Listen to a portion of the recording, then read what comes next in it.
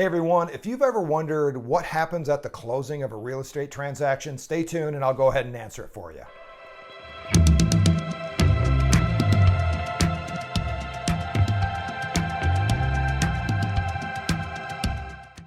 All right, you've done all this hard work, you put the house on the market, you found a buyer, you signed a contract, you negotiated all the repairs, and holy smokes, it's time to close this house. Either you're buying it and you're super excited, or you're selling it and you're just as excited, but you're wondering what in the world happens at the closing table. Well, this is basically what happens. First of all, let me tell you who's there, right? You're always going to have, in the state of Georgia, especially here in Cherokee County, Georgia, you're going to go to a closing attorney. So an attorney is actually going to close the transaction in the state of Georgia. That's how we do it.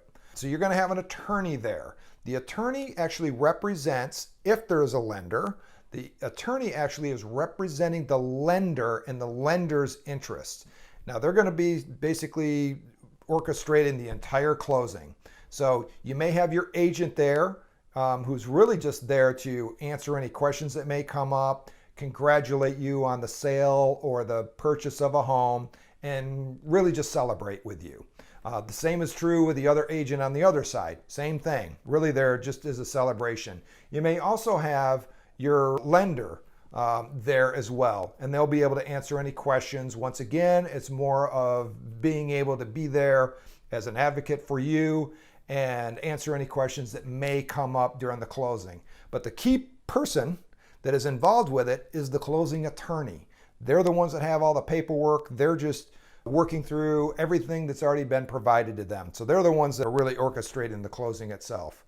So what happens is the seller will be signing just a few documents, basically a warranty deed, a few other documents, transferring over the ownership to the new owners.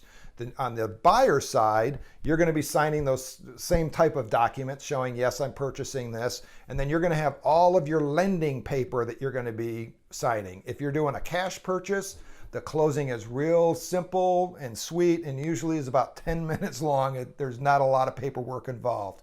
But once you have a loan involved, the majority of the time and the majority of the paperwork is all driven by the lender that you selected to purchase your home. So the closing, if it's a cash deal, like I said, it's about 10 minutes and it's very quick and easy. A typical closing lasts about an hour if you have a lender involved. Once everybody signs all the paperwork, the lender then takes that package up and has to go in the other room. They send it off to the lender, usually by fax, electronically send it to them. They have to go through it and make sure everything is A-OK, all the T's are crossed and the I's are dotted. That usually takes anywhere from 15 to 20 minutes sometimes to be able to get an approval back. And then once everything is A-OK, the attorney comes back in, has all the paperwork, gives everybody their copies, checks are distributed if there's money involved, and then you're at the end. So anyways, that's what happens at the closing table.